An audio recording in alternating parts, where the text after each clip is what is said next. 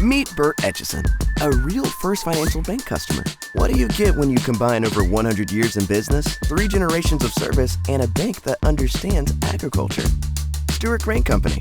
They're located in the heart of the Midwest, Stewart, Indiana. Population 2. Well, actually, it's population 0. Several months ago, my wife and I moved to a little cabin on a creek nearby. They were going to take Stewart off the map. But I called down to the Indiana Map Commission and said, well, look, this is a rail access point and part of the local economy, so you need to keep it on there. Okay, Bert. What else am I missing here? Well, every time I drive up, I get a strong feeling. You know, out here on the prairie, it's flat. You can see for miles. So I look down the road and I say, there's the prettiest grain elevator in Indiana.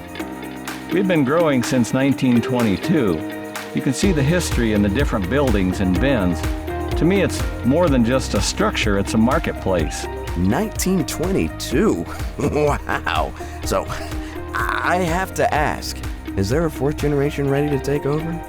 My wife and I have no children interested in the business, so we had to be a little unconventional looking for talent. Greg Russell came from the banking industry, and he's good at customer service. Justin Raley came from corporate America with an MBA and knows the numbers. So, Greg, what do you do here? Well, as president of Stewart Grain, it's my job to oversee the company as a whole and to drive our mission, which is to service the local farm community in the best way that we know how.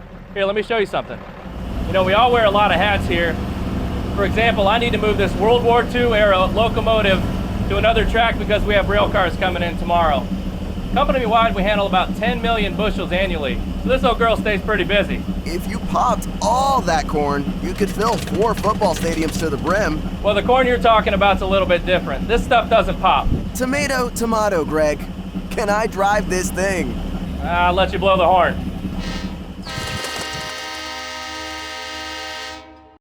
Hey, Justin. What are you into today? Well, Monday's first notice day, which means we got to get out of our July position today. So, for example, we're short the bases on corn, which means we have long July futures. It's a great situation to be in because the market's currently inverted. So we're going to put in a sell spread to move our long position from the July to December. This will allow us to sell our corn against set futures. It's all pretty simple, actually. Not really. I'll let you get back to it. Well, neither one of them knew anything about the grain business, and over 9 years I've taught them what my dad taught me. They were smart and hungry. They're doing a great job, and I'm only here part-time now. I think the future's in great hands. Well played, Bert. So why do you need us? Well, we take all the grain in at harvest in a few short weeks, but it can take us 10 months to sell it and get it shipped. So we need a huge line of credit. And then the market price goes up and down, so it might be 15 million or 30 million, and it's changing every day. Most banks don't understand that. Dan Loeffner was different. He had me come to the bank to teach other loan officers about our business and our needs.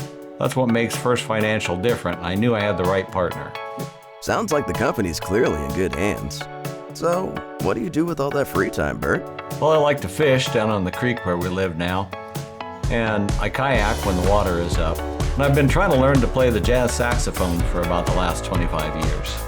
A grain elevator owner who's also a jazz musician? Didn't see that coming. Stories like Stewart Grain are exactly why we do what we do. It's not just about lending money, it's about understanding unique businesses and building relationships that help communities thrive. We believe the best partnerships happen when you take the time to really listen, really learn, and really care about building something together. Any final thoughts, Bert? Well, I've always said, success that feels the best comes when the customer is your neighbor, and that neighbor also has success. Bert, we feel exactly the same way. Can you play us out? Okay.